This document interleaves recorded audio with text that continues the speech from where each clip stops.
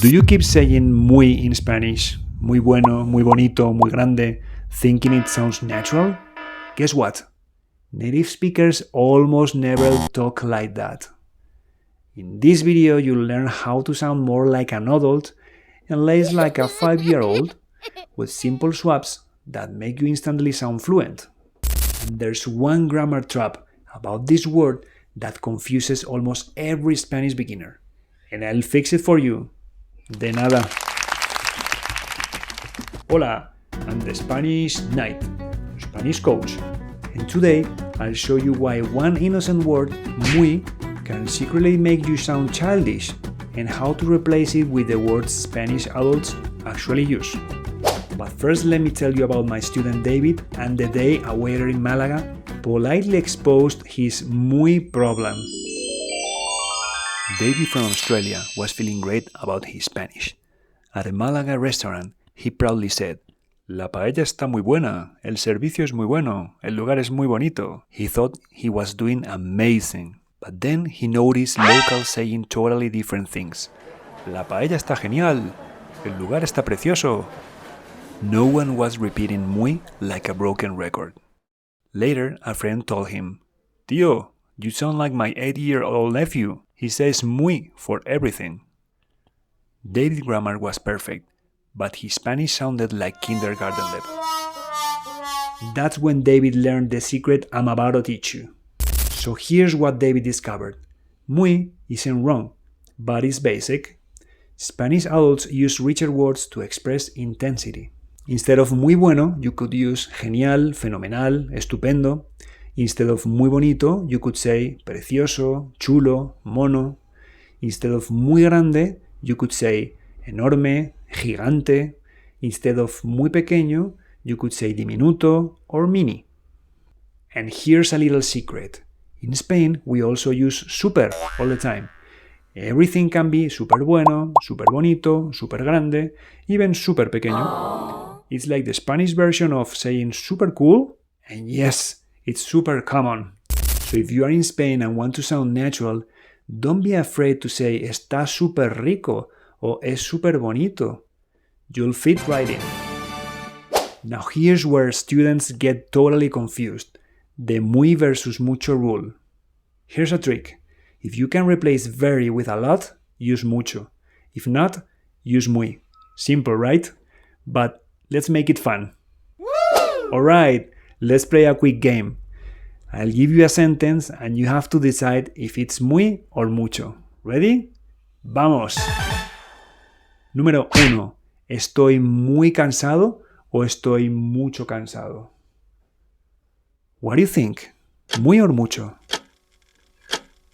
The answer is muy cansado. You can't say a lot tired, right? You'd say very tired. That's why we use muy, because it describes an adjective. Número 2. ¿Trabajo mucho los fines de semana o trabajo muy los fines de semana? What do you think? ¿Muy or mucho?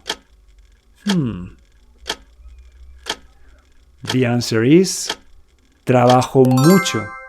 You can replace it with I work a lot, not I work very, right? So in this case, mucho wins. Número 3. Last one. ¿Esta película es muy divertida o esta película es mucho divertida? Choose wisely. ¿Muy or mucho? The answer is muy divertida, because you'd say very funny, not a lot funny. So remember the trick. If it sounds natural with very, it's muy. If it sounds natural with a lot, it's mucho. How many did you get right?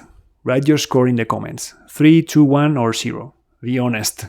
If you want more quick games like this, let me know below. Esto es súper divertido. And speaking of sounding sophisticated, there's another sound you don't want to miss. That's right, the notification bell. Because watching this channel without subscribing is like ordering a tortilla in Spain without eggs. It technically exists, but Why would you do that? So go ahead, hit that subscribe button and ring that bell. Here's the big lesson. Spanish adults don't just speak correctly. They speak expressively. It's about emotion, not just grammar. Children say, muy bueno, muy malo, muy grande, simple and repetitive. Adults say, genial, horrible, enorme, expressive and natural. So when you say la comida está genial instead of muy buena, you show confidence, range, and real cultural understanding. David practiced this for 2 weeks. When he returned to the same restaurant, the waiter said, Tu español suena mucho más natural ahora. Mission accomplished. Now you sound sophisticated, but be careful.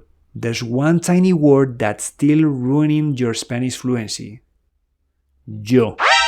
If you keep saying yo hablo, yo quiero, yo tengo, you sound, well, a bit like Tarzan trying to speak Spanish. So in this video, I'll show you why Spaniards almost never say yo, and how skipping it will make you sound instantly fluent. If you enjoyed this lesson, download my free pronunciation guide below. It'll help you sound more natural and confident every time you speak Spanish.